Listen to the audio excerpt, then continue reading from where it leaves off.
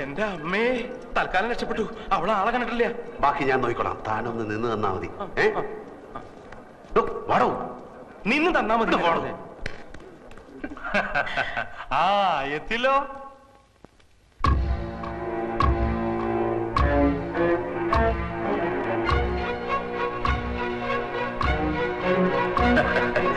ഇതാണ് ഞങ്ങളുടെ മോള്. ഇത് ഓ പറഞ്ഞ പോലെ നിങ്ങളെ പരിചയപ്പെടുത്തേണ്ട കാര്യമില്ലല്ലോ. Hello, how are you? Fine.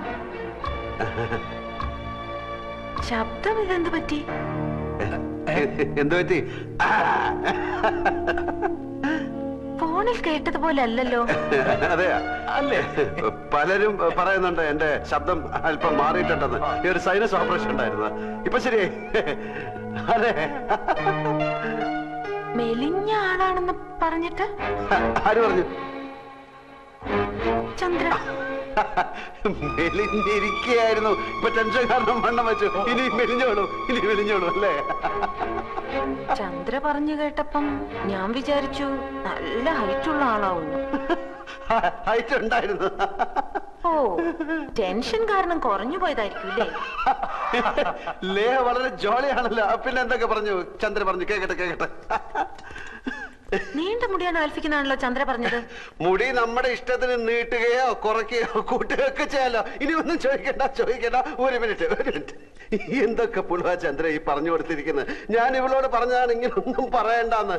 അപ്പൊ ഇവള് പറയാണ് അവള് ഈ വരട്ട്, അവളെ പറ്റിക്കാം, നമ്മളെ കാണുമ്പോ അവള് അന്തം വിട്ടു പോകണം. നീ പറഞ്ഞ പോലെ തന്നെ സംഭവിച്ചു. മരവണ്ടി കുറെ പൊക്കമുണ്ടെന്നല്ലാതെ യാതൊരു ബുദ്ധിയില്ല.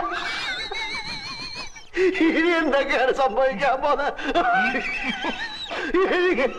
എനിക്ക് വയറ് ചിരിച്ചു വേദന. ഞാനിവിടെ നിൽക്ക്. ഞാൻ പോയിട്ട്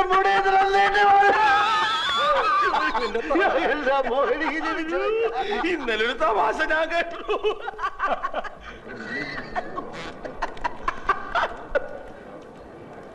ഇവളുടെ ജാതകം എഴുതിയിട്ടുണ്ടോ? തന്റെ അവസാനം ഇവള് കാരണമാണെന്ന് അത് എഴുതിയിട്ടുണ്ടോ? എഴുതിയിട്ടുണ്ടാവും. താനെടുത്ത് വെച്ചൊന്ന് വായിച്ചു നോക്ക്. എന്തിനാടോ ഇങ്ങനെയുള്ളതിനൊക്കെ ഉണ്ടാക്കുന്നത്?